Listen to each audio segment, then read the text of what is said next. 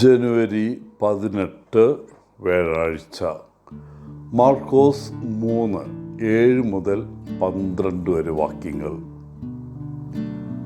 English ഭൗതിക ശാസ്ത്രജ്ഞനായ ഐസക് ന്യൂട്ടനെ ഒരിക്കൽ ഒരു യുവാവ് സമീപിച്ച് ചാരമായി മാറിയ മനുഷ്യ ശരീരത്തെ ദൈവത്തിന് എങ്ങനെ പുനഃസ്ഥാപിക്കാൻ കഴിയും എന്ന് ചോദിച്ചു. ചോദ്യം കേട്ട് ന്യൂട്ടൺ പുഞ്ചിരിച്ചു. എന്നിട്ട് കുറച്ച് പൊടി പെറുക്കിയെടുത്ത് അതിൻ്റെ കൂടെ കുറച്ച് ഇരുമ്പ് ഫയലുകളിൽ കലർത്തി ആ സംശയം ചോദിച്ചവനോട് ചോദിച്ചു, നമുക്ക് എങ്ങനെ രണ്ടിനെയും വേർപെടുത്താൻ കഴിയും? ചോദ്യകർത്താവ് അജ്ഞതയിൽ തലകുലുക്കി. അതിനാൽ ന്യൂട്ടൻ ഒരു ചെറിയ കാന്തം പുറത്തെടുത്തു. കുറച്ചു സമയത്തിനുള്ളിൽ എല്ലാ ഫയലിങ്ങുകളും ഒരു വശത്ത് ഉണ്ടായി. തുടർന്ന് അദ്ദേഹം അഭിപ്രായപ്പെട്ടു, ദൈവം മനുഷ്യനെ സൃഷ്ടിച്ചു, അവൻ കാന്തവും ഉണ്ടാക്കി. കാന്തത്തിൻ്റെ ശക്തിയെ നിങ്ങൾ സംശയിക്കുന്നില്ല, പിന്നെ എന്തിനാണ് ദൈവത്തിൻ്റെ ശക്തിയെ സംശയിക്കുന്നത്?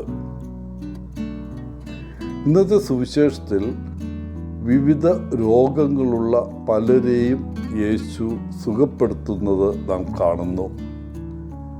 ജനക്കൂട്ടം അവൻ്റെ അടുക്കൽ വന്നുകൊണ്ടിരുന്നു. അവനെ സ്പർശിക്കാനും സുഖപ്പെടാനും അവർ ആഗ്രഹിച്ചു. കൂട്ടത്തിൽ അശുദ്ധാത്മാക്കളും ഉണ്ടായിരുന്നു.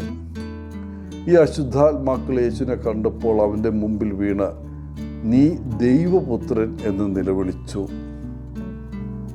ഈ വാക്കുകൾ കേട്ട് യേശു അശുദ്ധാത്മാക്കളോട് മിണ്ടാതിരിക്കാൻ കർശനമായി ആജ്ഞാപിച്ചു.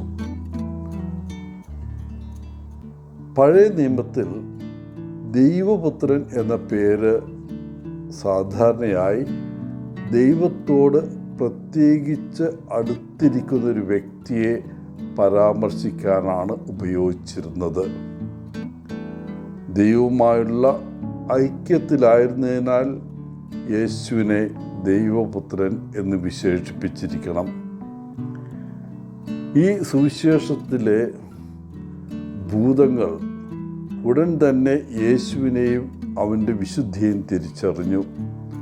അങ്ങനെ ഭൂതങ്ങൾ യേശുവിനെ ന്യായമായും ഭയപ്പെട്ടു. എന്നിരുന്നാലും തന്നെ വെളിപ്പെടുത്തരുതെന്ന് യേശു അവയോട് ആജ്ഞാപിച്ചു. പ്രിയപ്പെട്ടവരെ, ഇന്ന് യേശുവിൻ്റെ അടുത്ത് ചെന്ന് അവനോടൊപ്പം അല്പനേരം ഇരിക്കുക. നിങ്ങളുടെ അശുദ്ധാത്മാവിനെക്കുറിച്ച് അവനോട് സംസാരിക്കുക. അശുദ്ധാത്മാക്കളെ പുറത്താക്കാനും നിങ്ങളെ വീണ്ടും സുഖപ്പെടുത്താനും യേശുവിനോട് ആവശ്യപ്പെടുക. ഈ ആത്മാക്കളെ നിങ്ങളുടെ മനസ്സും ശരീരവും ശുദ്ധീകരിക്കുവാൻ യേശുവിൽ വിശ്വസിക്കുക. നിങ്ങളെ സുഖപ്പെടുത്താൻ യേശു ആഗ്രഹിക്കുന്നുവെന്ന് വിശ്വസിക്കുക.